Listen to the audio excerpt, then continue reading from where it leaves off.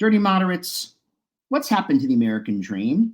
Well, many a philosopher, politician, statesman, and otherwise have debated this age-old question. But here at this juncture, America has reached a crisis point. My guest today is Batya Ungar-Sargon. She is the opinion editor of Newsweek and the author of multiple books. But her latest book is a must-read, an incisive look, though painful, at where we are. The book is called How the Elites Betrayed America's Working Men and Women. America has broken its contract with the laboring class, Batya argues. She's joining me to explore how we can reclaim this. How do we rediscover what it not only means to be a laborer, but to be working class, but to be an American and a country that has always promised prosperity and that tomorrow would be better than today? How do we again become the land of opportunity, the promised land where commitment and hard work pay off and where that alone protects you from poverty? Batya says all it would take is for those in power to once again respect the dignity of work and the American worker. I argue that she's right. It's my pleasure to present to you my episode with Batya Ungar-Sargon.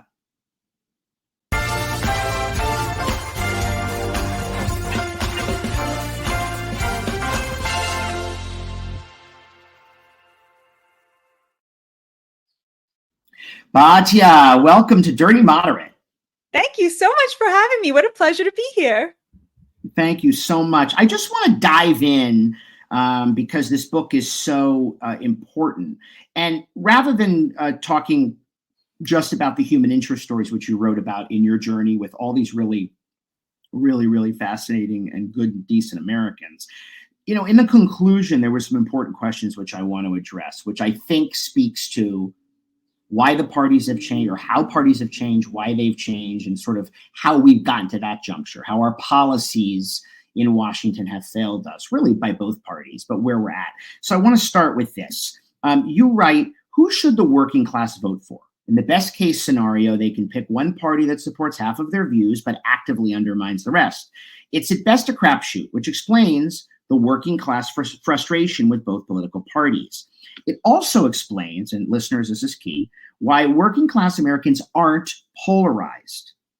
Polarization in this country is an elite phenomenon. Political and media elites tend to agree with the vast majority of the party platform they vote on, believing that the party to which they devote their spiritual energy has chosen wisely on unrelated topics like immigration, climate change, and abortion. But working class people know that the unique set of policy proposals each party has chosen is arbitrary. So they have enormous forbearance for working class people who pick the other party. The way they vote reflects a portion of their political views and extremely little of their larger identities. You can't be bound to a party that only represents half your views and actively undermines the other half. And you can't hate someone for choosing the other one when it's such a crapshoot. There you go. All right, we're done here. It was nice talking to you. No. All right, Batya. Wow, who wrote that? That's great. Well, as somebody who's not a member of a party, as someone who borrows from your good friend Bill Maher that you can't hate half the country, I'm a never Trumper, but I am not a Democrat. I think you've laid it out perfectly. I mean, leaving such a majority of people, the backbone of this country, working for a living, not indulging the luxury of what Donald Trump said on Tuesday or what Sam Alito didn't do, or trying to pay the bills and get by and see the system failing them, seeing both party apparatuses really lying, you could argue. So let's dive in on that. I know you have a lot of human interest stories and I want to get to it all, but the motivation of the book seems to come down to that. I think that speaks to it. Doesn't answer how we fix it, but it sure does diagnose it. Yeah, definitely. I mean, it's obvious if you look at the polling that this is not a nation divided. This is a nation with a huge consensus, even on what are presented to us as the most contentious issues. And this is true both Right. in terms of symbolic and culture war issues. We're not divided about race. We're not divided about abortion. We're not divided about schools. We're not divided about gender. We're not divided Mhm. about LGBTQ issues anymore. None of that stuff are we divided anymore, but it is also true about economic issues. We're not divided about immigration. We're not divided about healthcare. We're not divided about trade. Where the divide lies is not between left and right, but between the elites who are extremely polarized because they get a lot of money and a lot of power off of Yep. polarization, and then the 70% of Americans who are working class or middle class who do not have the luxury nor the desire to hate their fellow American based on who they vote for, because as you read from that charming book that I guess I wrote, You did. You remember writing it? I hope. Am I talking to the right person? No, I'm joking. I mean, it beggars belief. Like, I remember noticing this like long before I started thinking critically about these issues. Like, it is so weird that, that we're supposed to accept that somehow abortion and climate change and criminal justice issues and trade policy and immigration policy, that there's some natural connection in the way that the Democrats think about those things and the way the Republicans do. And of course there isn't. They have each chosen arbitrarily to cobble together a set of policy proposals that actually put money in their pockets as elites. And if you look at the views that unite working class Americans, whether they are Republicans or Democrats, they want much less immigration and much more access to healthcare. They want much less welfare, but also higher taxes on corporations and the rich. They are extremely pro-gay and extremely worried about the trans stuff in schools and in bathrooms, and they do not see those things as connected in any way. Right. And it's interesting because, if you come from a place of, I don't know, if your ideological origins are of a sort, right? So I kind of, I'm a Cold War kid. I'm almost 50 now. So I have kind of a Reagan-esque view of the world. I believe in the power of America to do good. I'm, of course, adamantly pro-Israel, and I'm pro-supporting Ukraine and Taiwan, okay, on the foreign policy stuff. On the domestic stuff, I have to be honest, some of the populism, though I'm not disagreeing with what people want, worries me because I don't think the government can ultimately be a cure-all. I think it can ameliorate your life. I think policies can do a lot better, to be clear. But I do have, I guess, a small c conservatism to me, which I don't think, believe it or not, the current Republican Party is attuned to, because their demographic has changed to a point. That said, the Democrats are peddling so much outrage and hyperbole and elitism that it leaves people in this cul-de-sac. And of course, identity politics, which is toxic poison. And also the amalgamation of identity, I think, has turned people off, despite what you write, which is true about most people not being polarized. I'm gay, okay? When did the world become the alphabet mafia in the LGBT? When did I get involved with this? I don't have, listen, I want everybody to have the same dignity I had of being who I am. But I also don't feel connected necessarily to somebody's gender identity struggle. I absolutely do not want the government discriminating against it. But if people are worried about women and trans women in sports and things like that, writing them off as haters or lumping them into, if you're against this, you're against everything, that old thing. We've learned that isn't true. There's a lot more fissures. There's a lot more politics make strange bedfellows that are happening among the parties. And it's true, education, or the lack thereof, determines people's political leanings more and more. The Democrats do a Mott-Bailey fallacy. Do you know about the Mott-Bailey fallacy? Yes, but explain this to them, people. The Mott-Bailey fallacy is when I don't know what those words mean. It's one of them is the hill and one of them is the valley. But what it means is right. You pretend that you are defending a very obvious position when what you are actually defending is an extremist position But then Yeah. when your opponents say, wait a minute, how can I get on board with that extremism? You say, what? You don't support this obvious thing, and paint them as a hater. That's what's happening with gay and trans, is they are Yes. acting like they are defending regular gay people, when the truth is that is no longer a debate in America. Your average Republican No. working class person is totally pro-gay, knows gay people, wants them to get Yeah. married, wants them to raise children in dignity, wants them in stable middle Yeah. class homes. That is no longer something that Democrats need to defend. What they are defending is an extremist policy around transgender issues. But when you say, look, that's not the civil rights issue of our time, there's a conflicting right that you have to take into consideration: the rights of women, the rights of children, whatever. They say, what, you hate gays? You're the side that hates gays. Don't say gay, right? They pretend they're defending the obvious thing that was won last generation in order to smear the opponents of their agenda, which is in effect very extremist. They did this on race, and they're doing this to Donald Trump. And so where I would quibble with you on the populist thing is Sure. to me, if you just look at the policies, Trump is a centrist. He is dead center. The map. I agree with you on that. I think he is a center. Well, he was a New York Democrat.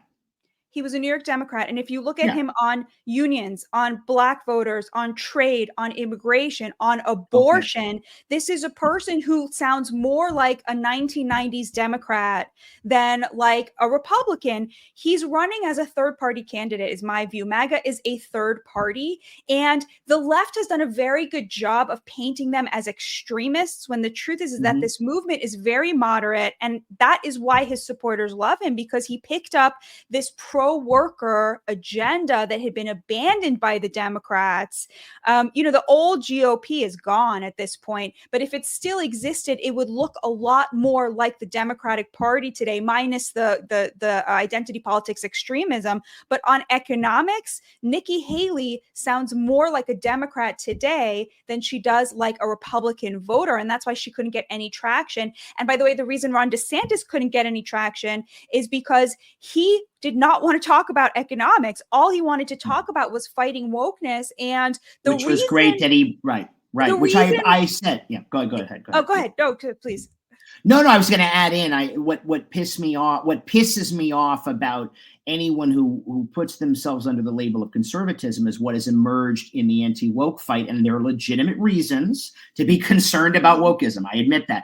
But when you come and use government, the power of the state, to weaponize against people, you're not conservative. You're just a big government person in your own way. And you're right. Do we ever hear an economic position other than I'm fighting gay people at Disney? It's like, we didn't. Right. No. And the thing is the reason people hate wokeness is because it is intolerant. If your fight against wokeness is intolerant, they're not going to like that either. Like, you got to meet people where they're at. And, the reason Donald Trump is taking on corporations is not because they're woke. It's because they're fleecing their workers, right?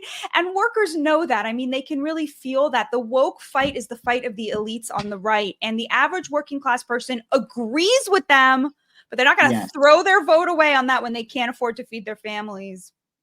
Right. So in terms of the populism, let's unpack that, because I think it's a really interesting conversation. You're right. Even before the 90s, before NAFTA and stuff, the average working class Democrat, let's say a guy like Tim Ryan, who wasn't there, but some of these old time guys, in Ohio, let's say, would be like protectionists. Right? They would have said, we've got to build protective walls to a point to protect American manufacturing. That's what we stood for. We built after the post-World War II era, all this prosperity, unions, middle-class life, a lot of that stuff. But America did undergo, as did the global economy, a huge change a long time ago. Most things have been made in China, American manufacturing collapses. This did not happen under the contemporary era. So, over time, the thought was that through the idea of comparative advantage, right, that open goods and the open exchange of goods and services on this continent and elsewhere would lift all boats. You argue that NAFTA and these trade deals really did the opposite. And I think it seems like the American working class, middle working class feels the same, hence the revolt. I've always been a free trader. Where have I gone wrong? Well, To the extent that I'm wrong, I'm actually open to your argument. I'm amazed because I mean, are all these tariffs that both Trump and Biden are proposing really going to restore prosperity to America? I mean, where's the evidence of this? well, they're already doing a very good job of protecting certain industries. So Trump Yeah. slapped, 25% tariffs on steel and aluminum. The average steel and aluminum job pays $88,000 a year. And when you consider that many of those jobs are now in the South in right to work states, these are non-unionized workers. I mean, Right. those are really good wages. Those in the South, those are middle class wages.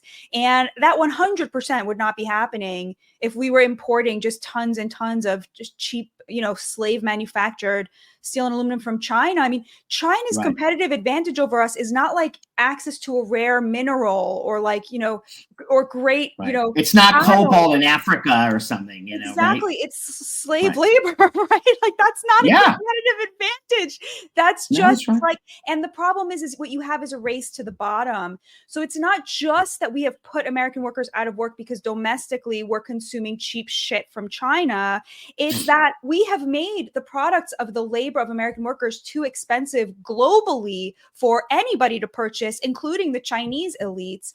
And so you have the situation where like trade wars and class wars are effectively the same thing. Yes, free trade did raise the GDP in the United States, but all of those gains went to the elites and they were taken out of the pockets, excuse me, of the working class. It was a plunder of working class wages because people don't live in the aggregate. The same thing happened with immigration. It's plunder of working class wages because even though it raises the GDP on the aggregate, GDP is not evenly distributed, right? It's not like we each get an equal share of the pie. It's Right. over 50% of the GDP is now controlled not by the billionaires, which is what the left wants you to believe, but by the top 20%, the credentialed, multiple degreed, two income professional caste. It is a caste because they are now passing this American dream onto their children, whereas anybody who's locked out of that does not have access to that. And that was 100% the result of trade and immigration policy. And it's just, so I'll just say one more thing, which is that, Sure. when liberals like to rag on Trump, like what they'll say is like, in their most honest moments, they will say to you, look, I grant you that on trade, he did good things. And I grant you that on immigration, but what did he really accomplish? His signature accomplishment, his only legislative accomplishment was a tax cut for the rich. And it's just so funny on both counts. The first is kind of say like, aside from trade and immigration, what did he do? Is kind of like saying, well, aside from everything, Mrs. Lincoln, how was the play? Like, what else do they think the economy is made up of? You know what I mean? It's like those are massive issues on which there was a handshake agreement between both parties because both parties had become totally controlled by elites who totally agreed on everything at that point. And they play these stupid culture war battles to pretend that there's still a difference between them, but there wasn't until he showed up. And then on the tax cut, I'll just like end with this, which is like, yeah, sure, the objective amount of money that the billionaires got from their 5% tax cut was more money than the working class or middle class person got from their 25% tax cut. But you know what? When you're making $60,000 a year and you get a 25% tax cut, that means immeasurably more to you. It's not just that it's a much higher percentage, but you literally, that is the difference between making it and not making it that month. And to just erase that is to erase the plight of the American working and middle class out of some sort of like symbolic need to destroy this person that I don't understand anymore. Right. Well, there's, this goes into other issues too, which is the old free trade versus fair trade argument. But to your point of immigration, which I'm very concerned with and has been a disaster for the Biden administration, to your point about how the GDP works in the aggregate, that's a very insightful little nugget because Bernie Sanders, for example, who I would say in many ways, though being on the left, has some of these Trumpian ideas, in the sense that he always was concerned about unlimited immigration, because if the working class, middle and working classes are falling behind, as your book argues, and that's absolutely true as borne out by the data, I don't think anybody disagrees, that, the importation of cheap labor ad nauseum to such an extent, of course, is going to depress the wages of people closest to the bottom. I mean, obviously, right. Which is part of my argument for it. We should not have a law which says everyone who says I need asylum should come here. Okay, that was reserved for very specific things. You have to change the asylum law, because the minute, Batya, you and I put our foot over the border, you're protected. That's really the heart of the issue. But B, we've made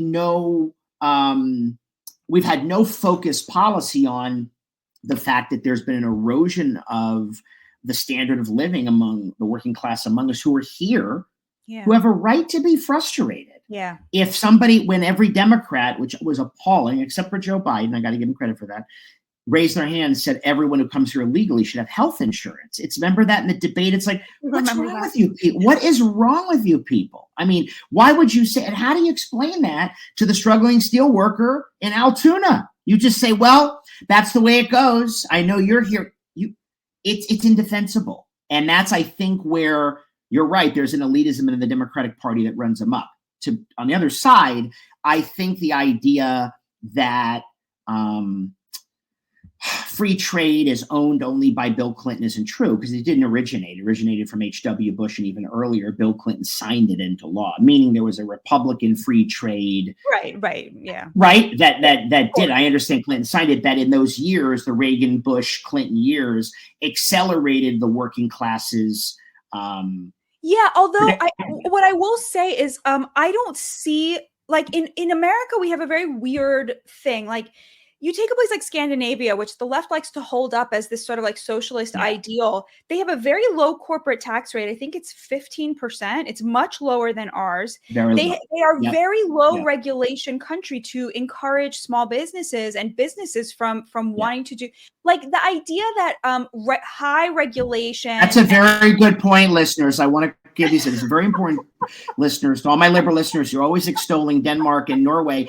You're right, Batya. People don't realize that, but also Norway is an oil-rich country, an ethnically homogeneous, oil-rich country. So to compare it to the United States and the way we operate is two different things. So that's an important point to not put too fine a point on. Okay.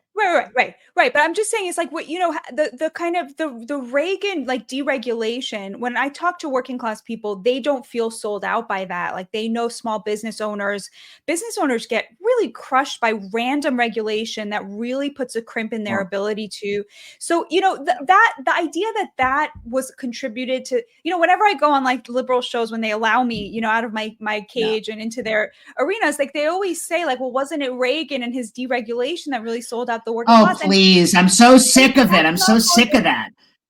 It's just like that. That's not how working class people see it. Like, they don't think of it that way. And they're right. And as anyone who lives in California, like I do, and runs a small business like this podcast, knows the onerous burden of what it is to be overregulated and overtaxed to such an extent. Trust me, I'd love to be in a low tax state, low regulation state. I would do better, and it sucks. But you're right. And that's important too, because I think that's also teasing out nuances, which I just want to shift a little bit. You pointed, Reagan did this, Bill Clinton did this. This is our partisan problem. This guy's a hero. That's a hero. This person's a hero.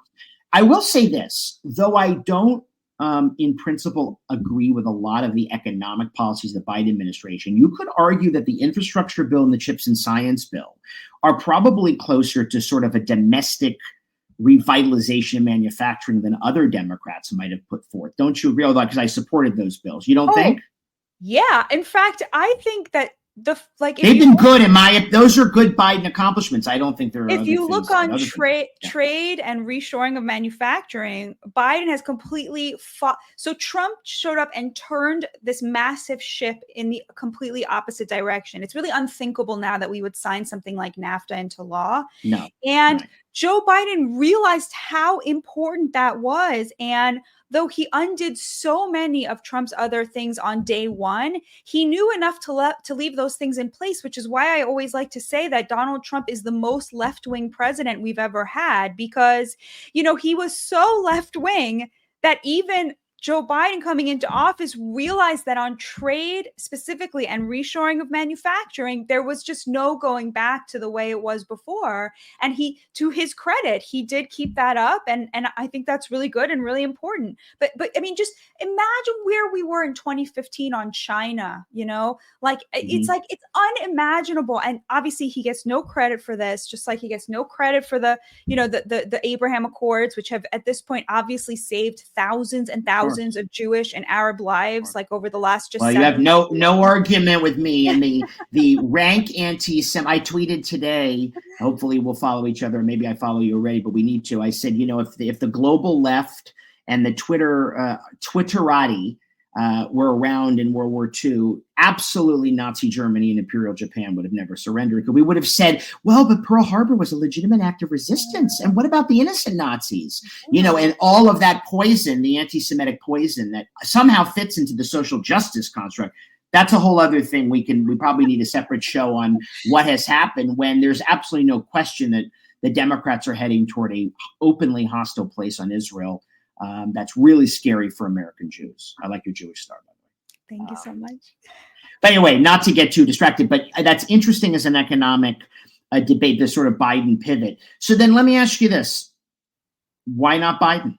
Why shouldn't Biden be reelected then? I mean, two reasons: inflation and immigration. Okay. He purposely and actively opened. There was another question during the 2019 debate. They were asked, "Would you decriminalize illegal border crossing?" And everyone except one person said yes, and Joe Biden said yes, and that's what he did. He effectively decriminalized illegal border crossing. And I mean, to working class people, immigration is economic policy. It's the most important economic policy. It is. And so it's on those two issues. I mean, can you feed your family is like something many Americans are asking them. Many Americans, Adam, who work full time, who work much harder than you and me, who work two jobs, who work 16 hours a day, are asking themselves, can I afford to feed my family? I know.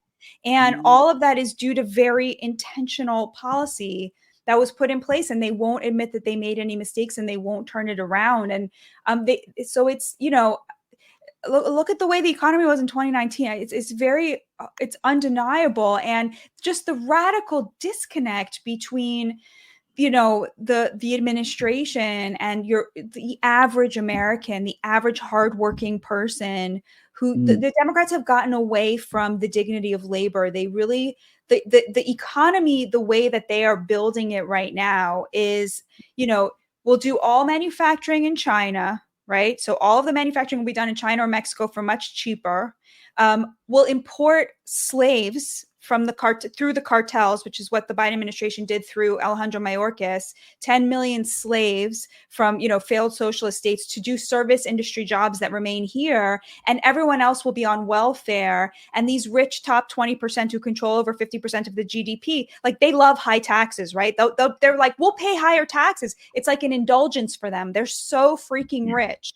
And they know that they're so rich. So they think that this is how they'll pay off this. So they want all working class people to effectively be, living off of welfare. That's the Democrats' image of the economy. The other thing that you talk about in that 20%, which is very true because I know it well and have been part of it, is that there is a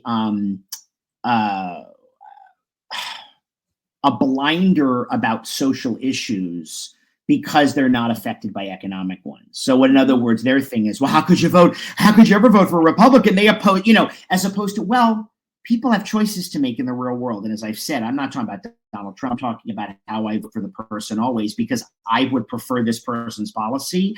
And no, if I think that 60% of the things are going to work for me versus 40%, I'm not going to make X or Y something. I'm not going to sit at a suburban dinner party or a New York City dinner party even and talk about trans rights with a smug look, eating a canapé and drinking a Sauvignon Blanc. I mean, that's just so stupid because the vast majority of Americans, as you write in your book, are good people. They're tolerant people. They care. They're trying to get by, and they're not spending their day taking the bait from largely the mainstream media, although conservative media does it too. They agitate about Bud Light and all this stuff, stuff that pisses me off, that I don't think they're consistent on, that if they don't like cancel culture and cultural warfare, stop doing it. And they all do it. You know that.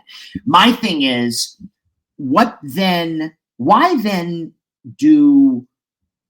doesn't Donald Trump, seriously, I'd love to talk to him too, okay? Do the working class stuff, do the economic stuff. I don't think it lacks merit. Why do the social stuff? Why put people there who overturn Roe v. Wade? Because the country, working class doesn't want that, you say. Why even go after trans policy? Like, why can't it be the old John Stuart Mill, the best kind of liberty is the liberty to be left alone? But yet, do the things he needs to do for the people. Like, if all of this is true, and this is where I lose it, I'm not supporting Joe Biden openly either. I'm just saying, as a nonpartisan guy who's struggling in this election, Trump isn't exactly saying, hey, I'm just going to be a centrist. I know you describe him as left wing, and I don't think that's completely unfair because the discourse has changed so much and everything's been realigned. But he is still advocating a much more right wing social policy. That what does he need? He would win if he didn't do that. Who needs that? Who's asking for that other than evangelicals? Well, what is so extremist in the social policy? He's very pro-gay, which is something a lot of his supporters brought up to me while I was reporting the book. So he's pro-gay. You know, in terms of the trans, I don't think he cares about that at all. I think he's not homophobic in the least. Right. Right. So, you know, obviously would not want to overturn like gay marriage, right? That's something I think it's obvious he would never want to do. Trans stuff, first of all, he doesn't really talk about the woke stuff in his speeches. Like if you listen to his rallies, he's mostly talking about, well, his own troubles and economic policy. And, you know, that is what his rally at the Bronx was really amazing. He was talking about the American dream and immigration is economic policy. It is. And it was very tailored to a Black audience. It was really interesting to see him really hitting on themes of unity and how more unites us as Americans and divides us. On abortion, Donald Trump's views are exactly where 70% of Americans are. He thinks that it should be, you know, legal for about 15 weeks was, I think, the number that he put out, 16 weeks, and have exceptions for rape and incest, and for it to be by and large decided by the states. And what we're seeing now is that there's like huge enthusiasm for that. When the states, even very conservative states like Kansas, put it up on the ballot, people vote to protect it, including conservatives are voting to protect it. So to me, that's not an extremist view. The idea that this should be decided by the states as it is being decided in an extremely democratic way, like that's kind of how it's supposed to work. Like that, to me, that's not extremist at all. You know, Amy Coney Barrett, I'm sorry, she's one of the smartest women I've ever seen. I don't share her politics. I don't share her views on most things, but the idea that she doesn't belong on the bench because she's Christian, like I don't really. Well, first of all, she was, just to be fair, she was very commended by serious people at the time, Noah Feldman and other people. My issue, I can't speak for everybody, was that she was jammed on at the last minute before an election year when the Republicans did not, whether you liked Obama or not, allow that seat to have been gone. You know that to be true. The Dems got played, but that's not at least, all right, well, you're on it. Okay, but you're being honest. Not extremism, right? They got played, but that's their fault. Like, that's their fault. Play harder. Okay, listen, I'm not moralistic about politics. The Dems are, you know, they're like toothless on a lot of things. I agree. Okay, but without getting into point to one thing that is actually extremist in terms of cultural policy. Like, to me, it is very extremist to insist that like 150-pound person with a penis should be on a wrestling team against 80-pound girls. Like, that's extremism. So to have a law against that is not, to me, extreme. What's extremist that he's okay. But if you're saying, but let me make the argument as someone who's pro-choice. Okay, I'm very devoutly pro-choice. Again, I see a lot of issues. I'm not a crusader. Roe v. Wade had it at 24 weeks viability. And then there were serious regulations in the second trimester, and the third was pretty much banned. That's the truth. There was absolutely no reason to lose that as a Supreme Court decision. So you left it to the states. Okay, fine, you're right. But 7 red states, big ones from Montana to Kansas, have gone ahead and codified it. But to make your point about extremism, there's like 22 other states that haven't, where it is literally either banned or there's a heartbeat bill. If you're poor, if you're working class and poor, in those states, and you can't afford to get an abortion, you don't have equal access. How is that not extreme? But wait, hold on. So then the same argument, I'm not saying you make this argument, but people will make this argument. It's worth teasing out with you. Yeah, but I'm upset with the trans women in sports. I am too. But so we need a federal policy on that? That doesn't make any sense to me. We should have a federal ban on that, but we should actually not allow women to have an actual right to choose. I just see, to me, I look at it this way. I see what you're saying. Yeah, I'm worried. I'm worried about government invading people's lives. I want women to have a right to choose. I think that there is a very vigorous debate that gets shut down about trans women in sports that we have to talk about because it matters to people. It's still a very, very, very, very small sliver of the population, trans people, not like women, which are half the population. And we have to discuss it. I just think that inviting any kind of large-scale policy banning that. Now, should leagues do it, private groups, they have a right to do whatever they want. Invites lawsuits and more bureaucracy and could run afoul of other civil rights laws. I just don't think we want the government doing that. Does that make sense? It totally makes sense. Yeah. I'm not disagreeing with the position. I think there's crazy stuff on the left all the time. You hear it all. Everything, it becomes a culture war. Not that there isn't on the right, but I share some of that working class animus that they have. But where do you go with it? What does the working class woman do who doesn't have a right to choose? And I say that I'm not attacking you. I'm just trying to understand the argument because you're a good faith person. What do you do? Right. On the trans thing, the wrestling is a really easy example because there already are laws saying men can't hit women. So it seems like, it's very easy to extend that. Do you believe that there should be Title IX protections? That's what it comes down to, right? Sure, they're not saying that we should make new laws. They're saying should Title IX, which protects women in sports and women on colleges, extend in this way to protect them from having to compete against biological men. And so that's, I think, the question. So if you believe that we should have Title IX and we should have things like that protecting women from discrimination, then it's just a question of where does that extend to? I'm on board. I'm on board with that. I think it's a mistake to change it. I think we have to have a conversation, not you and me, but the country, the world, about maybe a trans sports league or something set, maybe an amendment that would apply to people who are, trans women or whatever, because I agree with you. I think it does affect a lot of women to go willy-nilly as in the executive branch and rewrite Title IX, which is not a majority opinion, but also deeply affects women in the main, is not a good policy. Right, and also, it comes down to questions of democracy. Only 17% of Americans think trans women should be allowed to compete against women in women's sports. How is it that 17% are having there's an entire party devoted just to the 17%? That's insane. Right. I mean, that makes no sense whatsoever. Right. On the abortion thing, abortion is not in the Constitution. It is something that has to be fought over and won in a democracy, in a democratic way. I believe that within 10 years, 15 years, every state will have some sort of protection to 15 weeks, because I think that the poor women you're talking about are going to get fed up, and they're going to get it on ballots, and they're going to vote on it. And that is what democracy is supposed to look like. And it is it's working so beautifully right now. You look at Kansas and you look at these conservative women who listen to both sides and says, you know what? I've never voted for a Democrat in my life, but boy, am I going to vote for that woman's right to get an abortion, even though I never would because I'm a Christian. How amazing Which is a great position. That's, by the way, I think that's happening in this country. This is not an unfair point. I think that's why I wanted to have you on to talk about it. But what I want to do, because we don't have enough time together, I want you to illustrate in the book one or two of the human interest stories, if you can, that reflect exactly what we're talking about. You want to talk about Amy? She's a great one. Or you can talk about Gord, is it, at the beginning? Although I'm going to talk about Amy and Linda. Okay. And Linda. Okay. They really show the thesis of the book. So Amy is a gay certified nurse's aide who lives in Florida. And Linda is a Trump-loving Amazon driver who lives in West Virginia. Now, if I just gave you that, if you're a New York Times reader, or you're a Fox News watcher, CNN, MSNBC, you would think these women have nothing in common.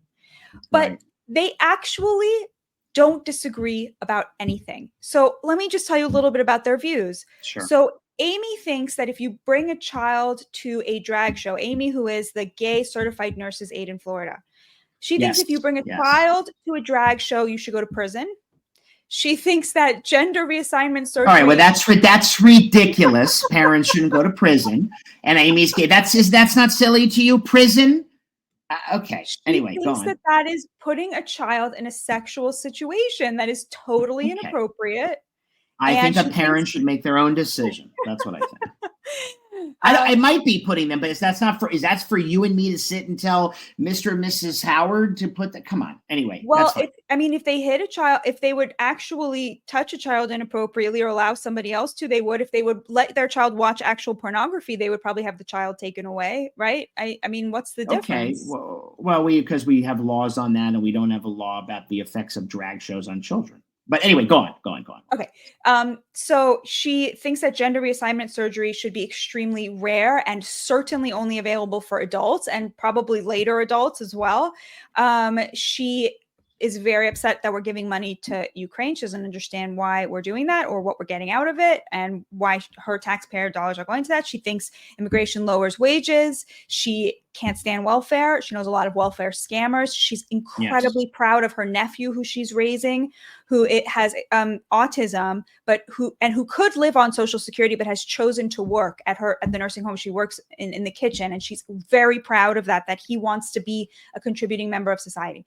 Okay, Linda, this Trump-loving, dyed-in-the-wool conservative. She is extremely pro-gay. When her nephew came out and his mother kicked him out of the home, Linda said to him, "I will always have your back. I will always welcome you into my home. I will always love you. You will always be my nephew." She doesn't care who people sleep with. She grew up in the South. And so she said to me, so you can imagine what my parents and grandparents used to say about Black people. And, she's extremely proud that the country has moved on from that. Her number one issues are, inflation, the price of groceries, homelessness, homeless veterans, doesn't understand why we're funding the war in Ukraine. These women thinks immigration lowers wages. There's so little that distinguished their views. They wanted their hard work, which they were both extremely proud of their hard work. They've worked every day of their lives for 35 years, just wanted it to pay off with the most modest version of the American dream. Deeply, deeply tolerant people, extremely invested in a kind of protectionist economy that rewards average people with the American dream. And they were both socially conservative, including Amy, who's married to a woman who, by the way, her wife voted for Trump because she liked that he couldn't be bought. Although Amy said she didn't like the way he talked about women, so she couldn't quite bring herself to vote for him, but she said he put money in her pocket. Right. Well, listen, the truth of the matter is the American people are diverse, complex. We are human beings. And the other thing that both parties do, and the media does, I should say, on behalf of both parties, is reduce all of us to these ridiculous caricatures. Totally. This podcast was created not only as a pro-democracy podcast, but because I can't stand the partisan dogma, because I was raised a Democrat. I left 5 years ago. I don't understand how anybody can spend their every waking culture war moment on the left screaming about Nazis in the Republican Party, which is not true, and then have Rashida Tlaib, a virulent anti-Semite, along with Ilhan Omar and the rest of those scum, spreading hate against Jews on a regular basis and not be condemned for it. It's appalling. It's disgusting. It's making Jews less safe. And you are not a social justice warrior. You're actually an asshole. And yeah, you're an anti-Semite. And I'll tell you, and I'll call you out on it. And I hate that. And I hate that the Democratic Party saw it when this squad came in. I said, this is, and one day, but here's the problem. Parties change. You're going to see them become the dominant position and everyone's going to say, what happened? Well, you're watching it now. But guess what? I don't like where the Republicans have gone. I actually would prefer a kind of modified moderate republicanism. I wish Trump was not as undisciplined and unhinged as I think he is. If he were not, I don't know if I'd be more favorable to him. I'm trying to be fair. I just don't think, I think Trump happened to fall accidentally into things he might have believed in that people also liked, but I wouldn't argue that he's a principled person. I think this is where he found a sweet spot. And that's okay. People liked the protectionism, and I think there's probably value to it. Batya, because I don't want to run out of too much time, although we're going to do a part 2. Can we do that? Because I want to talk about. I would love that. This has been wonderful. Thank you. Because I know before we, but also we want to talk about Israel. I mean, you obviously talk about Israel. I know you do. I see so I've seen some posts somewhere. So right now at this point, if you had to make a case for an election year, what would be the best way to help the working class, and who would do it? Take the floor.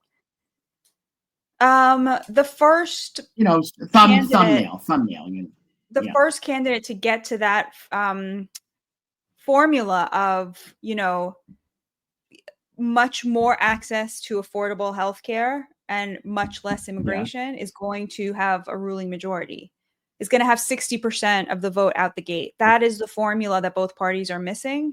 The sort of pro-gay, anti-trans, the pro-black, pro-unity, pro-union, but also unions are pro-universal healthcare, like an actual European style. I'm okay with that. I mean, because I think it probably would be the better situation. Is that what they mean, or no? So they really don't trust the government to handle it, but they want. I don't either. That's the problem. But they maybe something like a catastrophic government-backed healthcare, so people don't go into medical debt. They can't stand them taking on the hospital cartels and the insurance company cartels and the pharmaceutical cartels would go a long way. I keep if anybody's listening on the left, immigration, just fix it. And if anyone's listening on the right, come up with a healthcare plan. That's what I would like to see that's where the working class is. Right. All right. And you're endorsing Donald Trump this year? Do you make endorsements? No, I'm not endorsing anyone. No. I'm undecided. I'm really undecided. Good. You're like me. We're in the same muddy foxhole waiting for a better day, right? But we love America. We believe in it. Your book is tremendous, folks. The book is Second Class: How the Elites Betrayed America's Working Men and Women. Have they ever? Batya Ungar-Sargon, a delight. For listeners, we are going to do a part 2. We'll let you know when. Batya, thank you for joining. In the meantime, can you tell everybody where to find you on the socials before you go? I am at Ungar-Sargon on Twitter and at Batya US on Instagram. And but I can't in good conscience tell people to spend time on those apps. So, go outside and go for a walk instead of following me there. But buy the book and let me know if you do. And thanks so much, Adam. This was really delightful. Thank you so much. I loved it. Yes, I love your advice, folks. Get some fresh air and stop listening to whack jobs. That's the way to do it. I love it. Well, great conversation. Folks, thank you for listening. Stay dirty, stay moderate, and stay safe.